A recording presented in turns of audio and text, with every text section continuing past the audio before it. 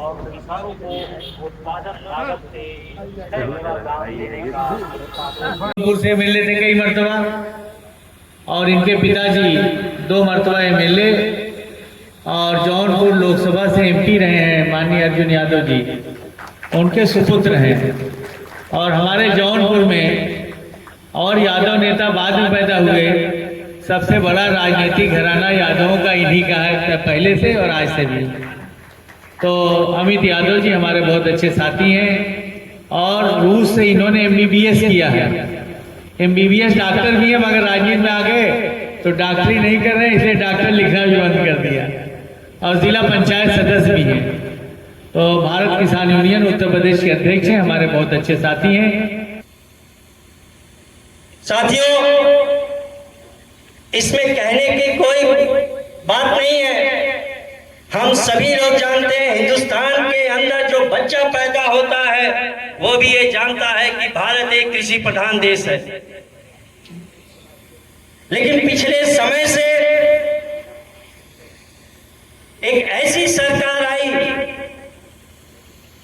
जो ये मानती है कि किसान उसके दुश्मन है, उसके दोस्त तो सिर्फ उद्योगपति हैं। मैं आप सबको बताना चाहूंगा कि ये हमारा भारत किसान यूनियन गैर राजनीतिक दल है।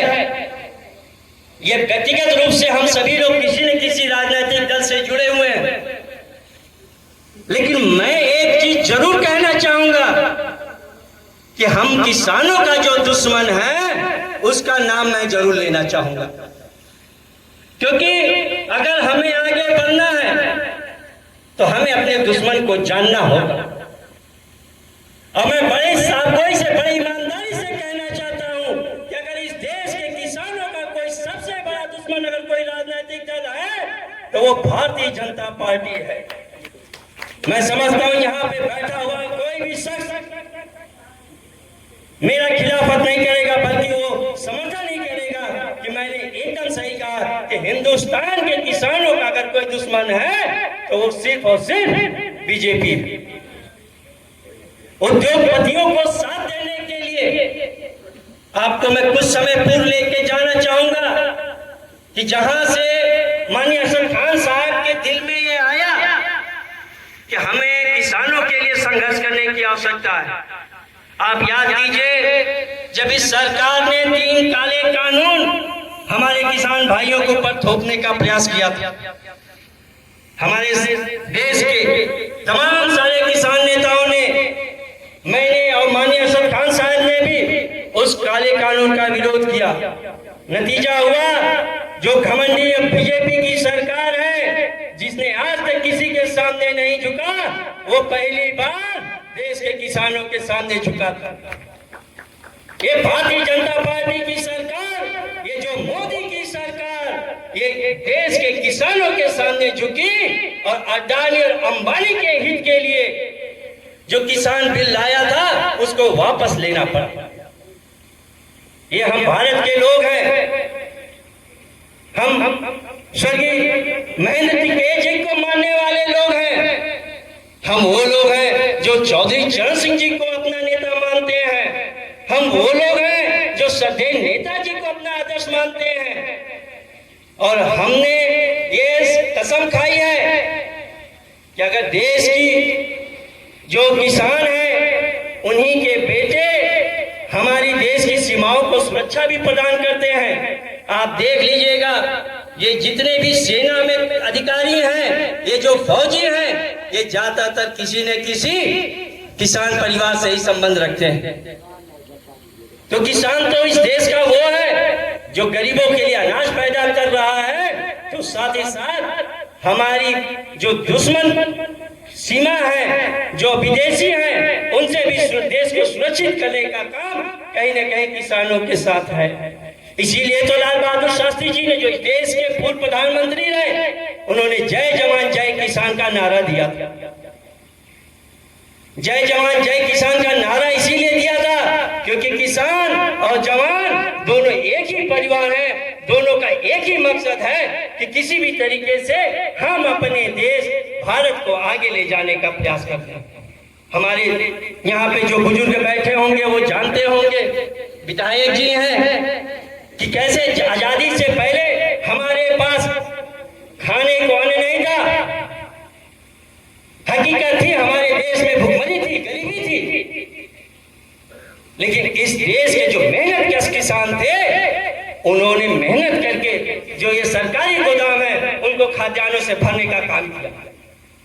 लेकिन ये नफरती लोग, उन्होंने किसानों जब देख लिया, किसानों की ताकत को समझ लिया कि किसान तो अपना नेता बना रहा है, क्योंकि चौधरी चरण सिंह जी ने आह्वान किया था कि अगर इस देश के किसानों को एक निगाह अगर अपनी खेत की मेड़ पे रखना है तो दूसरी निगाह उन्होंने किसानों को धन के नाम पर और जाति के नाम पर बांटने का काम किया।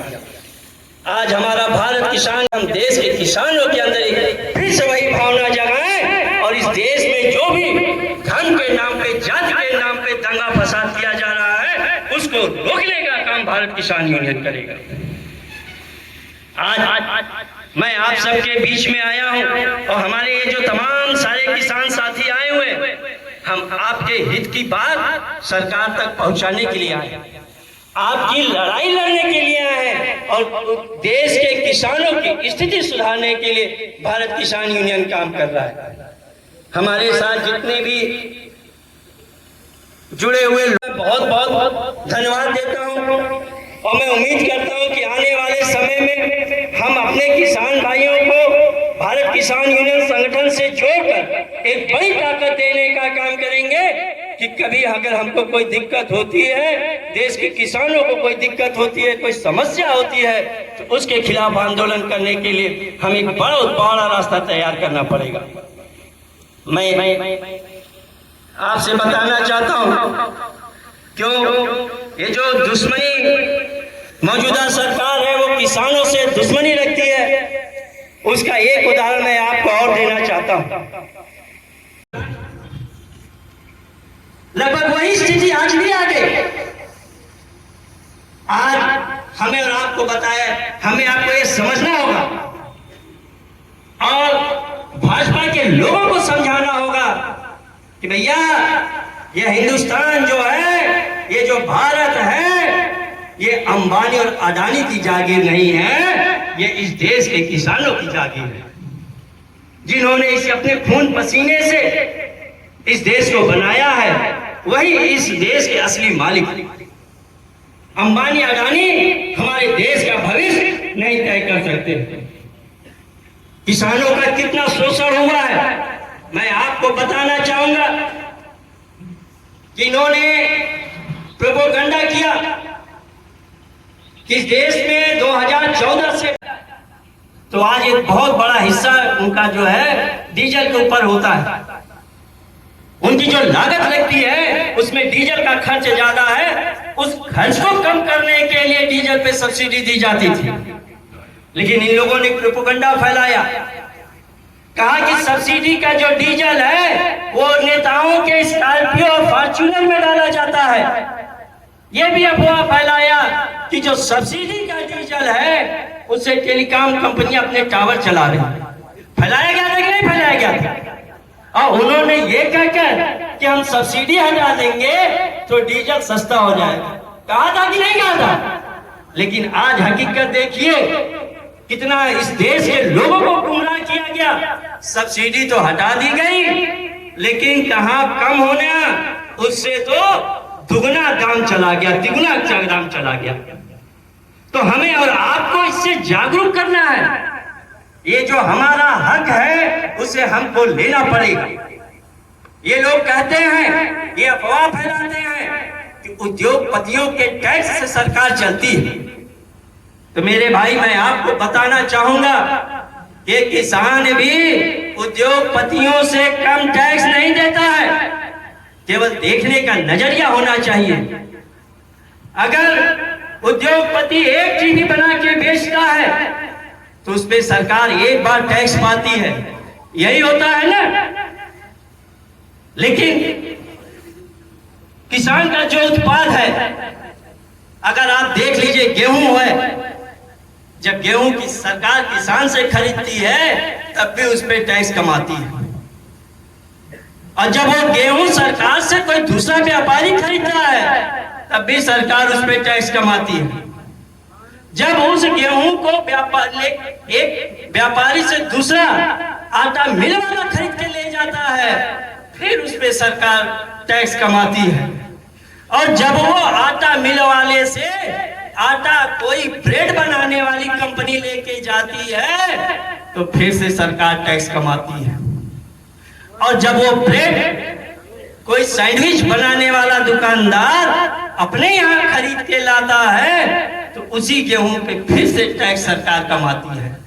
और जब आप वो बाजार में जाते हो उस सैंडविच को खाते हो तो फिर से सरकार को उसी गेहूं पे टैक्स मिल रहा है। तो अगर आप देखोगे तो 10,000 की टीवी पे 40 रुपया टैक्स है अगर मिल रहा है सरकार को तो 40 रुपए के गेहूं पे सरकार 40 रुपए टैक्स कमा रही है। अब बताओ इस किसान से ज्यादा टैक्स कौन दे रहा है इस देश को? तो ये जो लोग हैं जो देश के किसानों का स्वाभिमान गिराने का काम किया है ऐसे लोगों से हमें और आपको जागरूक रहना है और हमें ये कोशिश करना पड़ेगा कि आने वाले समय में ऐसे लोग सत्ता में ना बैठ पाए। वो लोग जब हमारे देश के किसानों ने अपना हक मांगा और कहा कि ये जो काला कानून है इसे वापस लिया जाए तो इनके जो तमाम जो प्रोपोगंडा वाली मीडिया थी इन्होंने फैलाना शुरू कर दिया कि देश के किसान नक्सली हैं, देश के किसान खालिस्तानी हैं। ऐसा अफवाह फैलाने के काम ये भारतीय जनता पार्टी के लोगों ने किया था।